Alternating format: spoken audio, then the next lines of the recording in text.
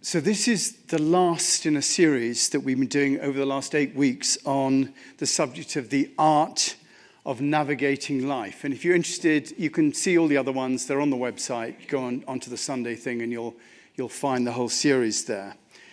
So this is like previously on. We spoke originally about the idea of there being in life a golden thread to guide us, a connection with the divine that we can use to follow our path through life, one that leads us to respond appropriately to circumstances that come into our lives. We sort of have a sense of the right thing if we're with that golden thread. And the evidence of having found that golden thread is when we find peace in our hearts. No matter how difficult the circumstances are, sometimes things are very difficult, yet we're still at peace in our hearts. In the Bible, they call it the peace that passes all understanding. And then we looked at the idea of being a channel of peace that Sir Francis speaks about in that prayer which begins, "Make me a channel of your peace." By arriving at that place of peace, we become a channel of peace, and we communicate that peace. We also spoke about the difficulty we have in life as we're faced with opposites, seemingly, to choose between going one way or the other way, thinking that we have to choose which way that we go. And we looked at the fact that in reality, opposites fulfill each other rather than compete. We don't have to choose between two. We can contain both opposites.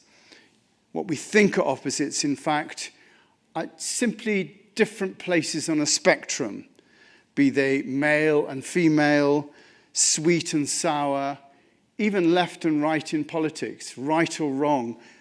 They're all on a spectrum.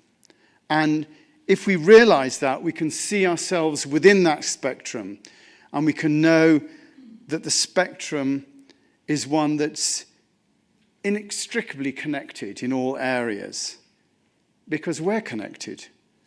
And therefore, what we do in our lives has an impact on both the light that surrounds us and the darkness that surrounds us. We affect the darkness directly by our own actions because we're connected to it. And if you're connected, you can have an impact on something. We also talked about the sacrifice required to follow our path as we navigate between the good of the whole and the good of the individual. There seems to be a sacrifice there. But not a sacrifice in the sense of having to give up something, but a sacrifice in that sense of the two words, sacrificio, which is where the word comes from. Sacre, sacred, ficio, to make. So sacrifice is to sacrificio, to make holy. That's where the word comes from. And, to square the circle between the common good and the individual good, we live our lives in a sacred way. We live our lives in an attitude of prayer. And I used the Lord's Prayer to describe how that might look. And then we looked at being artists, using our lives as a canvas to express ourselves through. And then finally we began to look at the subject of depth. We saw that depth is the between of things. It is relational. Many people are quite happy to stay on the surface of life with simple answers to complicated questions. But the step in entering into depth is a step of admitting that we don't know. There's so much that we don't know. And when we admit we don't know, we suspend judgment. We're in the realm here of direct knowledge. And for that knowledge, it helps us to suspend our judgments. There's a receptivity that's required as opposed to the acquisitive and possessive nature of the mind. The mind wants to possess everything and acquire it and understand it, chop it up into bits. When our hearts are open, we have a direct experience. And the mind is useful in working with that. We then saw that, if we want to walk through the door of depth, and the experience is that you can enter into depth.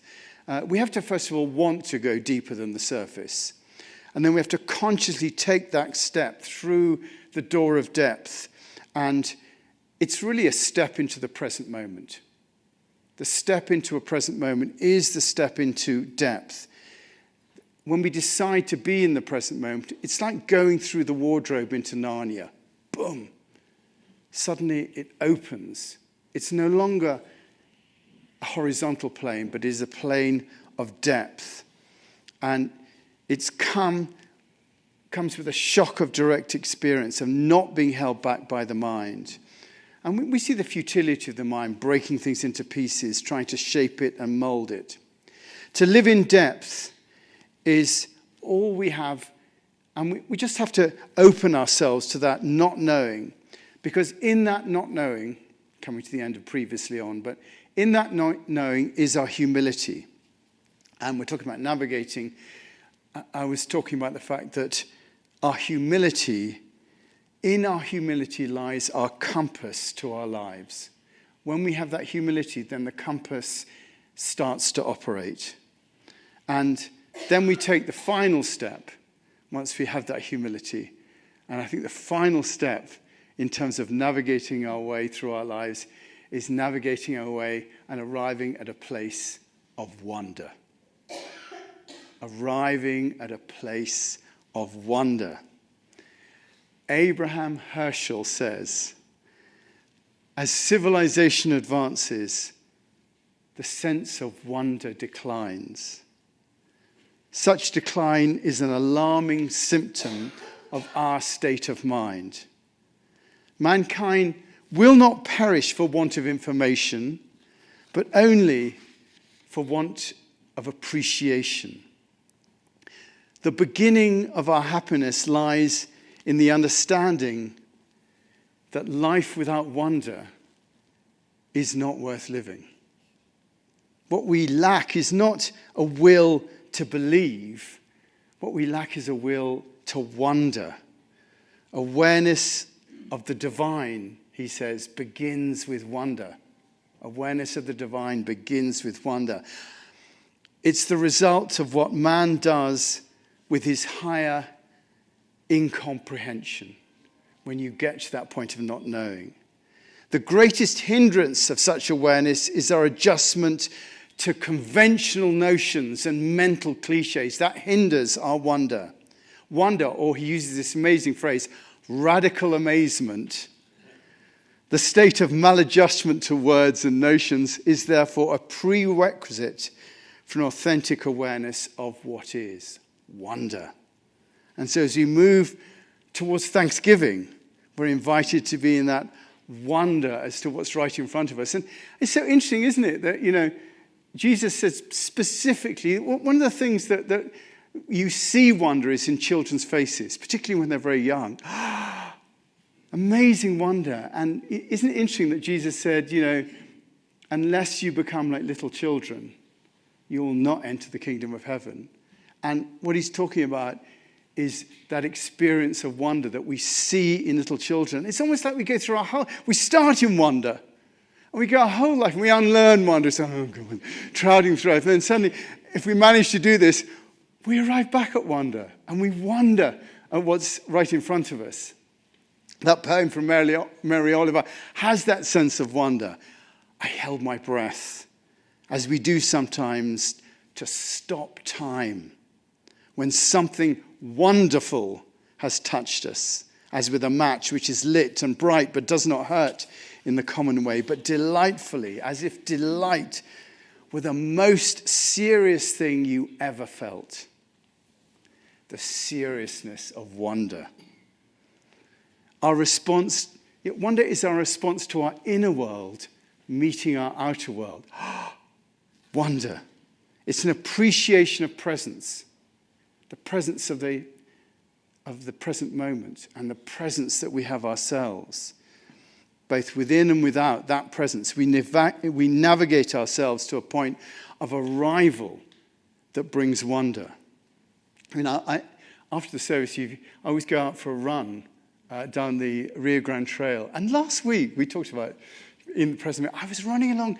I was in total wonder at the the river, the mountains, the forests, and it completely caught me, that wonder. And you can wonder at anything. You can wonder, I can wonder at Carol here. I can just literally wonder at her. I can wonder at anything if you want to. All it takes to wonder is to actually stay with something for a while. You can wonder at the sun. You can wonder at being alive. You can, wonder, always good to have definitions, is a feeling of surprise mingled with admiration, caused by something beautiful, unexpected, unfamiliar, or inexplicable. It's a response, I love this, to the discovery of value. The discovery of value. Ian McGilchrist suggests that the real driver of evolution is the discovery of value. That's what is driving evolution. It's not just awareness. It's not, the survival of the fittest. Oh no, it's obviously not that. And it's not, we always say it's about consciousness. It's not even about consciousness and awareness. It's about the discovery of value. And beauty, truth, meaning, wonder is a response to that. Awe, admiration, wonderment, fascination. It comes from the Old English word wunder, a marvelous thing, a miracle, an object of astonishment. And we have so many opportunities to wander into the natural world. Like Mary Oliver, to love what is lovely and will not last. What a task to ask of anything or anyone. Yet, she says, it is ours. And not by the century or the year, but by the hours. We wonder by the hours. We're asked to wonder at the world. And that is the response from not knowing and from humility. We wonder. It says in the Lord's Prayer, hallowed be your nature. Hallowed be your nature is a wonderment at the divine. May your nature be hallowed. When we hallow something, we make it holy. And when we wonder at something, we become holy. Wonderment gives us the experience of holiness. And yet, we take so much for granted all the time. We get up, we dog along in our lives, we just take it all for granted, Occasionally, we might wonder at things, then we get, the northern lights, everyone rushing out onto their porches trying to find the northern lights. I haven't seen it, I see them on the telly, but we don't really wonder at the amazingness of what it is to be alive, because we know everything, we've seen everything, we've done all the courses. We've become inured, it's a great word. As the world becomes smaller, wonder becomes in shorter and shorter supply. And the most awful response our children get, have you seen this? You say to your children, whatever. It's such a put down at wonder. And yet, that idea, I always love that idea, the idea that, can anyone here name the 7 wonders of the world? To touch, to see, to feel, to smell. Those are the 7 wonders. Those are the most amazing things. And yet, we get up in the morning and we don't get up and go, wow, I can see. No, you don't, wow, this toast, it tastes so amazing. Then we just sort of munch through, watching Morning Joe or Fox or whatever. We just don't even bother to wonder at those amazing things. These are the wonders around us, and yet so often we don't.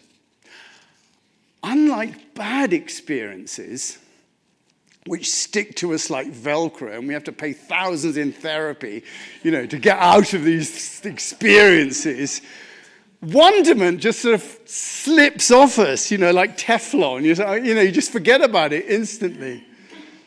Scientists say the brain is built to deal with difficulty and to merely recognize wonderment.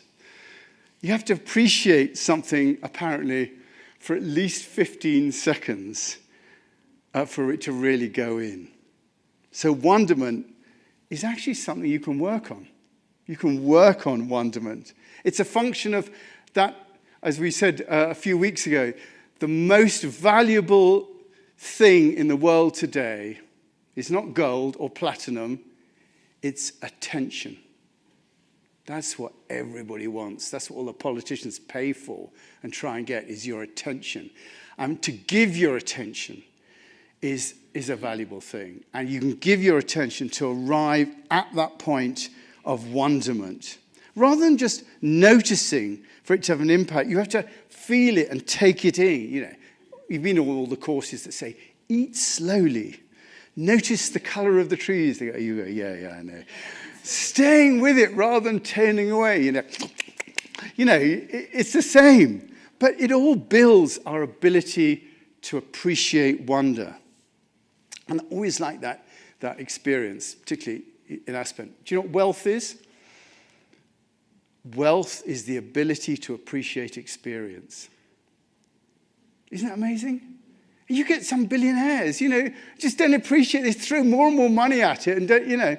Wealth is the ability to appreciate experience. To wonder fully and deeply is really to appreciate life. Being present in the natural world, wondering at it, readying yourself to the real presence, that not knowing of the present moment, the combining of the presence within us, that presence that comes together. And the divine invites us to wonder. She invites us through wonder. They always say that fear or wonder or awe are the beginning of wisdom. We're invited to wonder because that wonder is the recognition of that presence.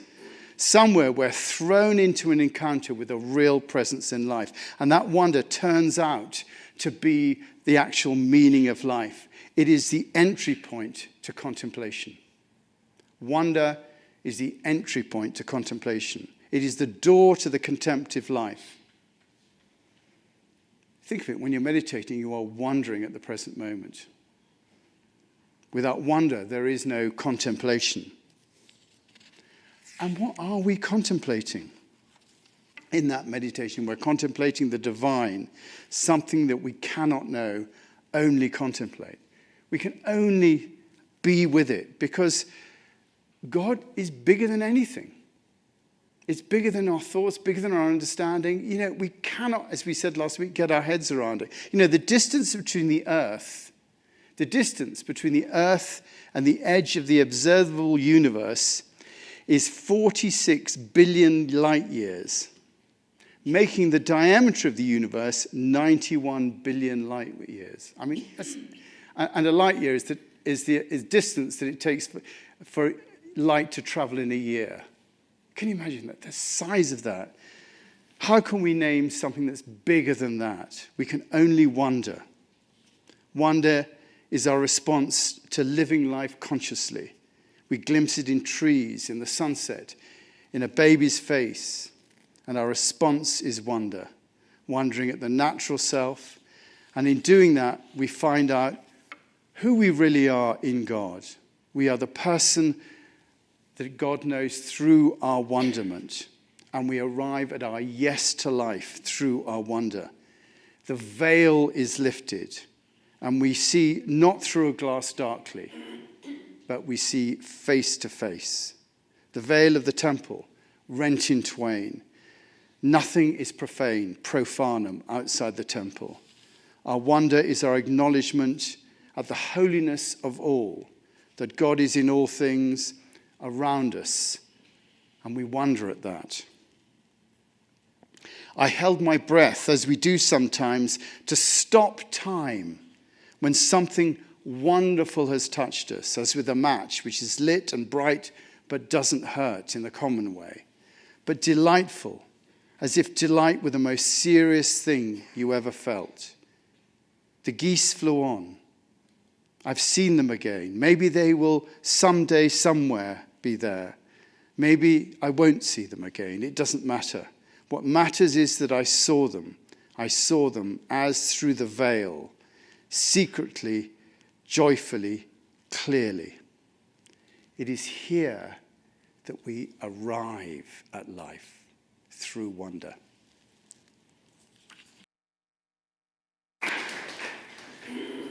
So in our services, we always have an opportunity for you to come back to what's being said, to either disagree or to make a observation or to ask a question or share an experience, or sometimes you just have a bit of silence. So I just wondered, does anybody like to respond? Anything like to say anything? Yes, Carol. When you were talking about wonder, and about 10 days ago when the aurora borealis was out, my son had texted me, he said, you got to go outside and see it. And he lives in Fort Collins. So Bob and I rush out, and we're going, well, it's okay. Because it wasn't that red. He said, I texted him, I said, it must be better in Fort Collins. And he goes, got to look through your lens of your camera. So I pulled out my phone, and it was like, oh my God, this is unfriggin' believable. 40 minutes later, we're still running around the yard trying to get pictures. It was so incredible. The moral is just look at your life through your phone. That's no, that's lovely. Thank you. Thank you. Yes, at the back over there. Yes, at the back. You'll need the microphone because they can't hear you on the live stream. Yeah. Oh, the live stream. Hello, Internet. I love the quote about wealth being the ability to experience things. That's awesome. I've been experiencing a lot of things on a shoestring budget for some time, and I just keep experiencing more beauty. And I'm like, whoa, too much, tone it down. And this is also my first time in a church service in probably 20-something years. My brother's a minister. Well, you must have the goodie bag because you weren't here at the beginning. So what's your name? You were here, weren't you, at the film? Yeah, you came to the film. Lovely to have you with us. A little round of applause. Thank you. That's lovely. Thank you for coming, by the way. Anybody else like to say anything? Yes, we'll go to Jan, and then we'll come to Mona Ray. I just want to go back to by the way, wonderment. This is perfect. To go back to kind of the beginning when you were saying, make me a channel of peace. Yeah.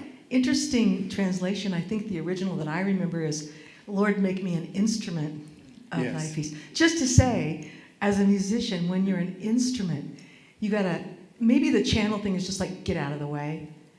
As an instrument, you gotta be in tune. You gotta listen. You gotta honor the silence and then show up when it's your turn.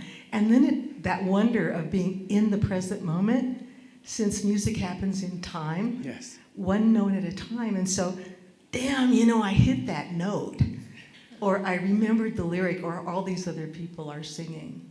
So just to say, instruments. Very valuable. Thank you. Instruments. Yes, thank you for that. Yes, we'll come to Mona Ray and then to Bruce. I came to the place of wonderment the other night when we watched the film about the heart, and I became aware of how connected our heart is to the planet and how connected we are to the all of everyone. And the connection just feels so special after that realization and that awareness. Thank you, Mona Ray. I really appreciate that. Bruce. I recommend a great book called Awe, A-W-E, by Dr. Keltner. And he does a nice job of saying, hey, this is the science of the emotion. It's a gateway for a lot of wonderful things. It's getting along and so forth. But he does recommend microdosing awe and gives some tips on that. But the idea is, of course... Can you get that in the main street? Or is... Right. The idea is that you just look at anything. No, I was only joking. You go online to YouTube and look for iPencil, and you'll find movies and so forth about nobody on the planet can make this simple thing because there are 4,000, elemental sort of players in the supply chain to create that, And so he suggests just to have a sort of a system perspective. And one would be just big history, like the history of the cosmos and how we evolved and so forth. But when you realize that we're sitting on such a wave of accumulated technology and wisdom and so forth. And then two meditation guys got onto it. Now they're recommending microdosing awe as being more effective, not and or, but both. So microdose now for 15 seconds, right? You said you've got to go deep for 15 seconds. Yes. Thank you, Bruce. Really appreciate that. That's lovely. Yes, we'll have Joni.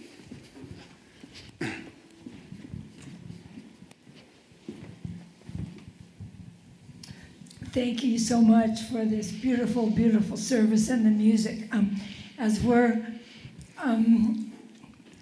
focusing on the wonder of it all, I just have been reading a local author, Greg Lewis, wrote, he just did the book on Boogie, but his first book was called Chasing Wonder. And I checked it out of the library to give to Mike Stranahan because we've just been talking about wonder, wonder, wonder. And our local author, Greg, has an amazing book on it. What's his name again? Greg Lewis. He's our Greg local Lewis. author. Greg Lewis. Thank you. And attendee here. Thank you. Yeah. Appreciate that. Thanks.